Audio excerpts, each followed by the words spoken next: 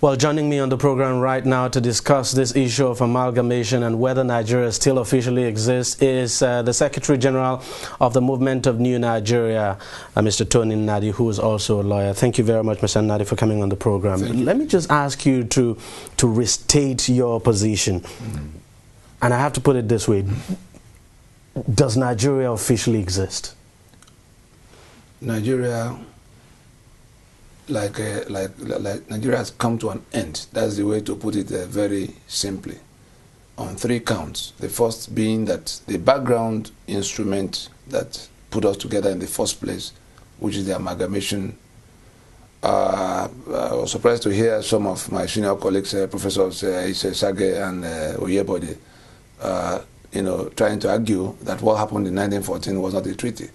We should all remember that many yes, and there's been a lot of argument that what actually happened in 1914 was not a treaty in the actual sense of the word. No, what happens in law is you take a whole package together to come to a conclusion on the matter. The British didn't get the territory overnight. The Treaty of Lagos was in 1861. That's correct. And then in bits and pieces they conquered, and they got treaties all around.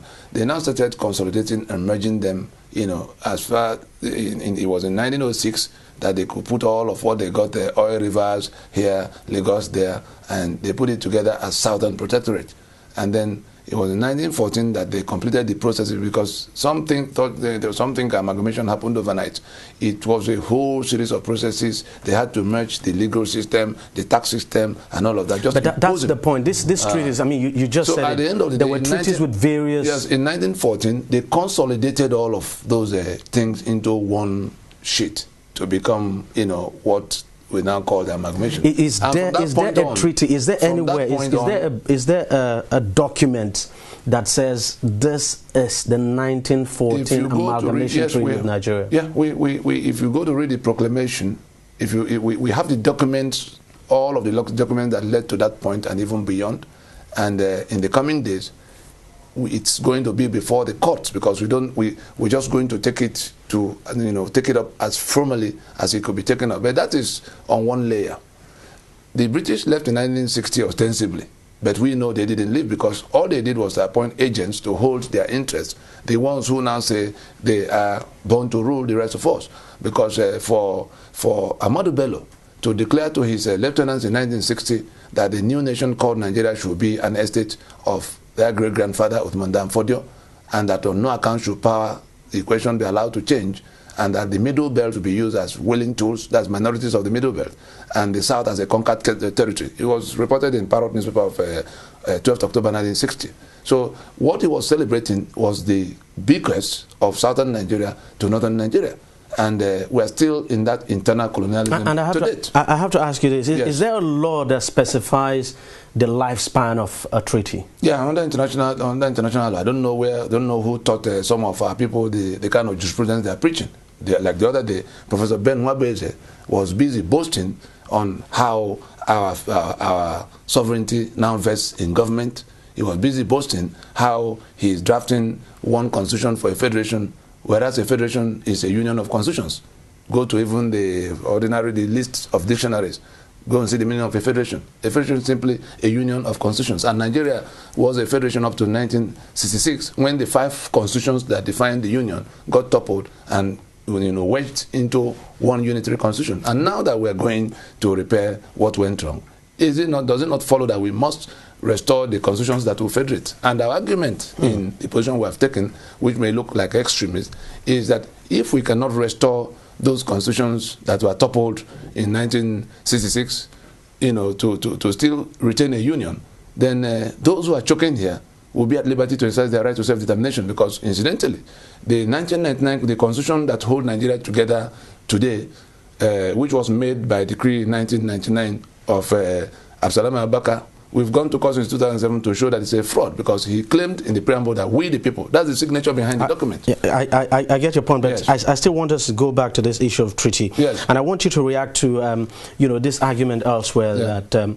I mean, if you look at the various treaties that the colonial masters signed with the various ethnic nationalities at the time, the kings and who governed the kingdoms at the time, that treaties of friendship and protection, that in actual fact, the only region, that the only place where the British signed a treaty that sort of gave independence to its people would be that signed with the Alaki of Egbaland, that recognized the independence of. But if you looked at the others, it's completely different. And that later on, when the British realized its mistake, it decided to correct it by using force.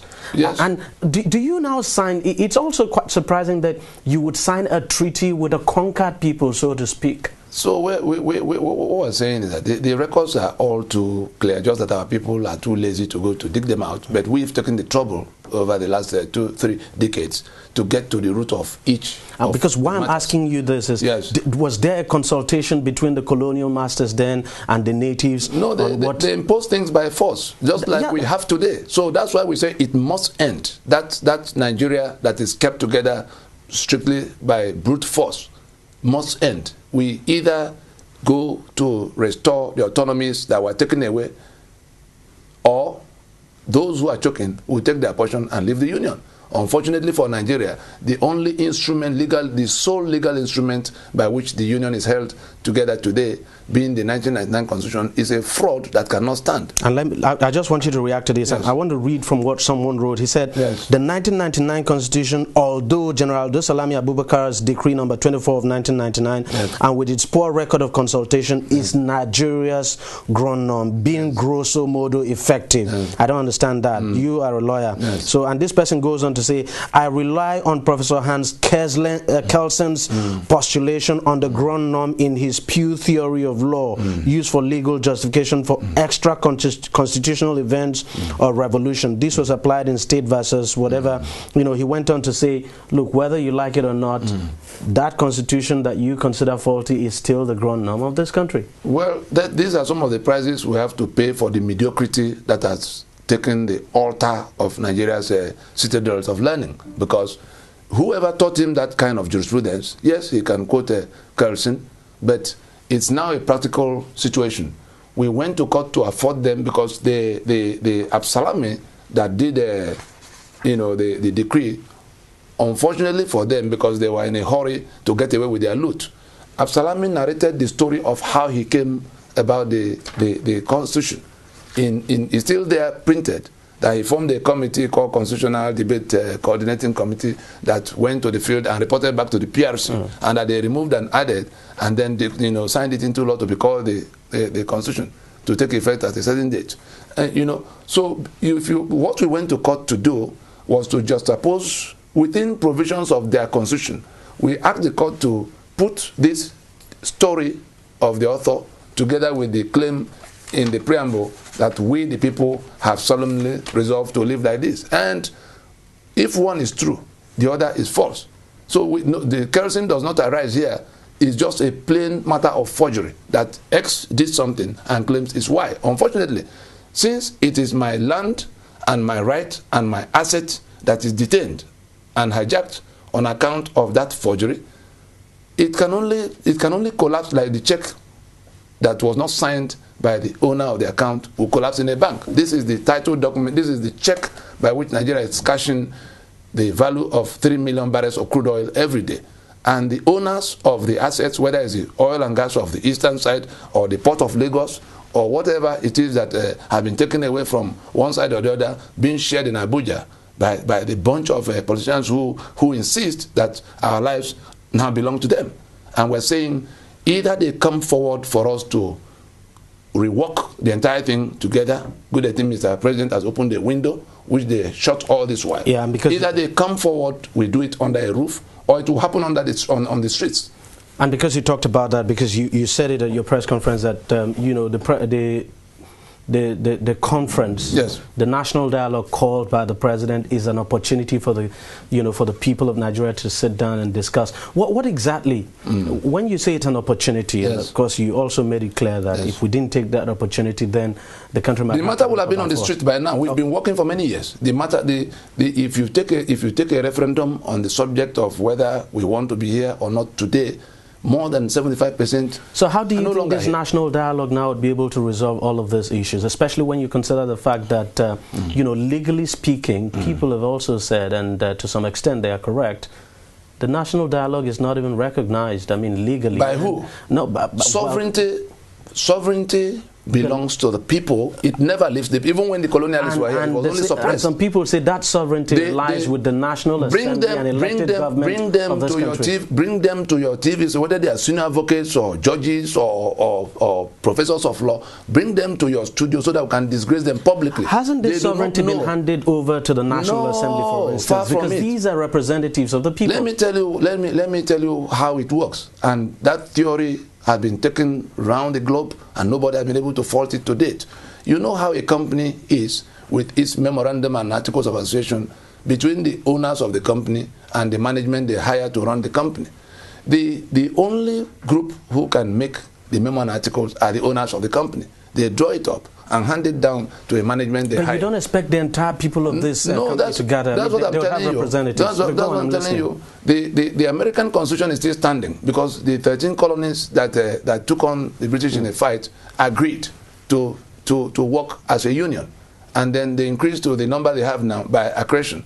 People joining them as they went along. Nobody came to create the state of Texas away from or divide Tennessee into. It was those who saw how their union was working joining at various times. So what we're saying is that the matter of this between the people and the National Assembly, who has the right to make a constitution, just like opening a debate between the owners of a company, the shareholders, and the management of that company, that has found a way to go to tamper with the memo and articles of the company and now made it their own enterprise. That was what happened to us in 1966. But even the president has said at the end of the exercise, the national dialogue, that whatever the outcome is will be handed over to the National Assembly to serve as an input now in its constitution. No. The president is on record to have said that. Well, he said that so. He's one individual, just being first amongst equals, is president for the today, but that his presidency and the National Assembly noise does not take away 1 inch of our sovereignty. Our sovereignty, the Yoruba, will be a country of 55 million people if Nigeria were to collapse today. And if Soviet Union that was bigger than us could collapse, there's no reason why that Nigeria will not collapse, because what we're saying, we're talking about, we're insisting on a reconstruction. For the same reasons. Is that what you would be expecting the national dialogue to discuss? What the dialogue is about is what South Africa did in 1990, when the sitting government led by Frederick de Klerk acknowledged that the apartheid constitution of South Africa was no longer able to carry the society, and therefore that a discussion will have to be held to generate a new constitution that will accommodate all. The only difference between our situation and those of that of South Africa was that their own ordeal started in 1910, our own started in 1914. But the general principle of white is better than black is what we all entered into. There was external colonialism in South Africa up till 1910, when the ones who were doing it from outside had to dress away for those who were on ground to do what happened from 1910 to 1990, whereby a minority, a stranger element minority, was able to seize the lands. Basically, what agenda would you be pushing at this national conference? Exactly. Is it the breakup of the country? No, there are two possibilities.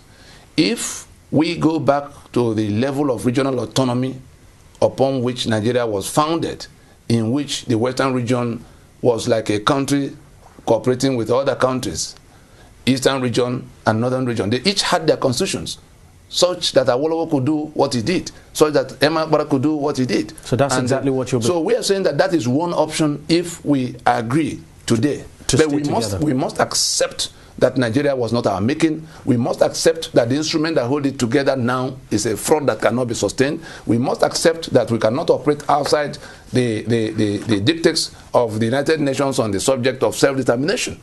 Having accepted those three, we will then, for the sake of peace, so that anarchy doesn't overtake all of us, give a time frame within which we will have to go to agree on how to restore the autonomy to those who lost it to Nigeria that was decided over their head.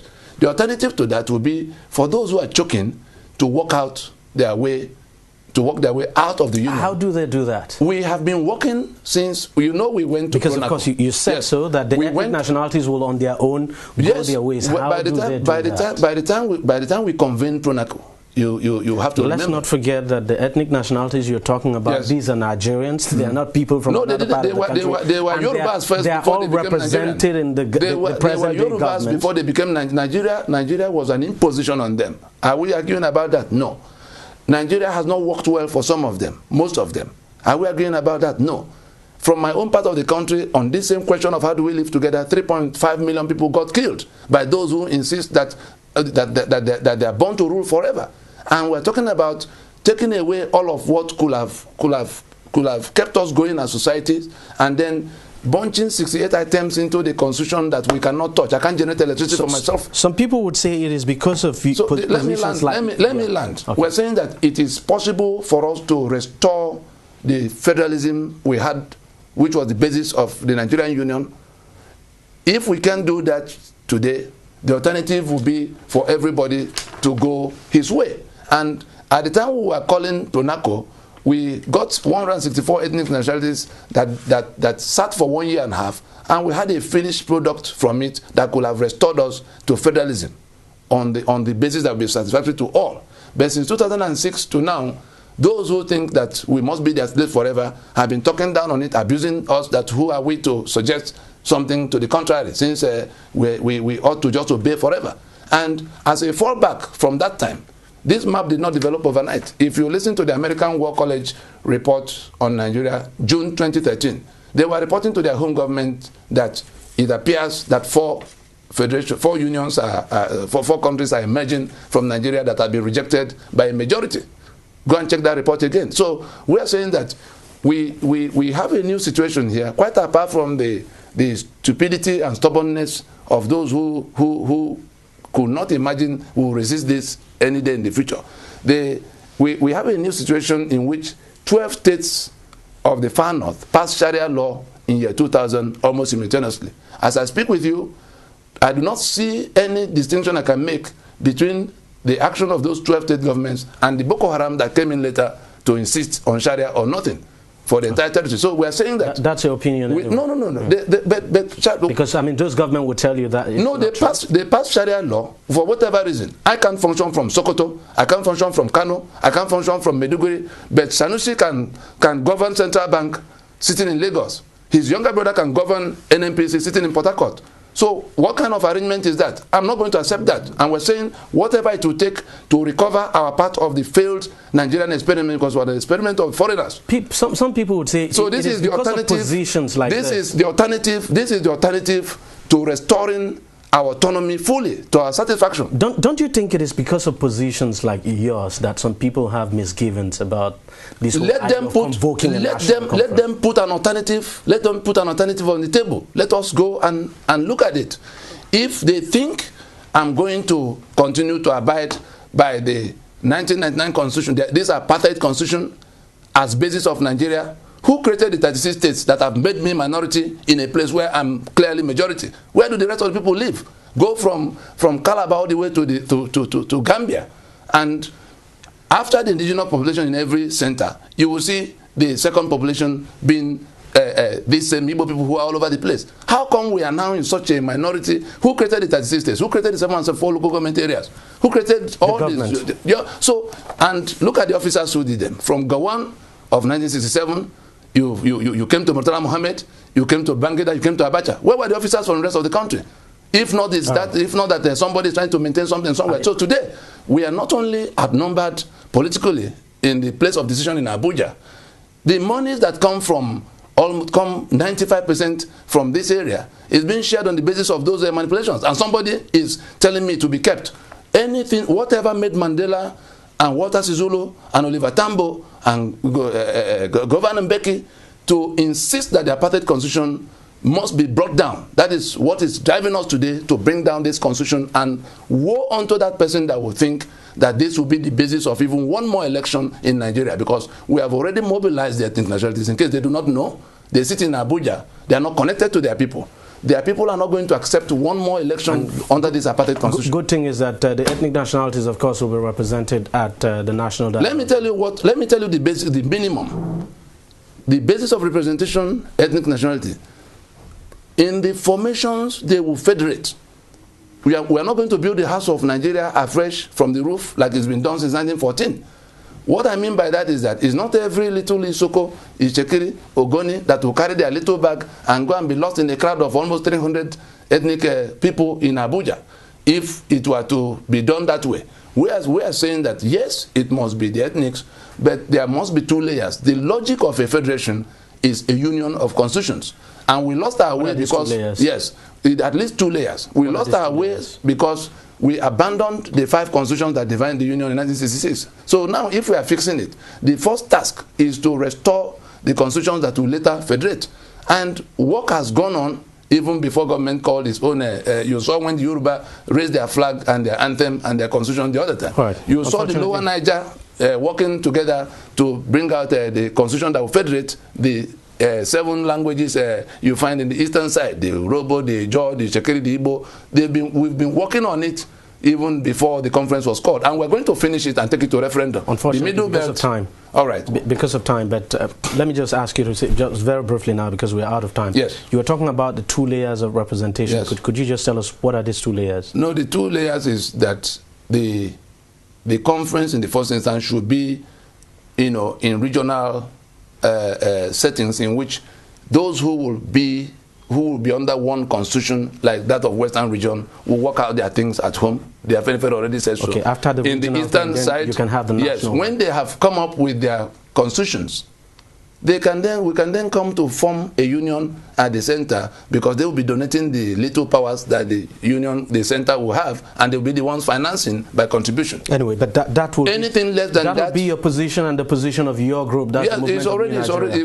We went to all the locations the presidential committee sat, and these are the things. I don't know what their report. Your group cannot claim to speak for all Nigerians. No, we're not speaking. We don't claim to speak for anybody, but the representations that were made in those locations. I don't know what the committee will report. We know that some games are going on, but those conditions are the minimum conditions under which anything will happen. If those things do not happen, the owners of those lands have a right to take back their land from Nigeria that has failed. But we're prepared, since the Mr. President has already called a conference, we're prepared to get everybody to come to see what the outcome will be before further steps are taken. But let nobody take it for granted that Nigeria will be there for them forever. Mr. Tony Nnadi, Secretary General of Movement for Nigeria, New Nigeria, thank you very much for your time, and thank you very much for your position.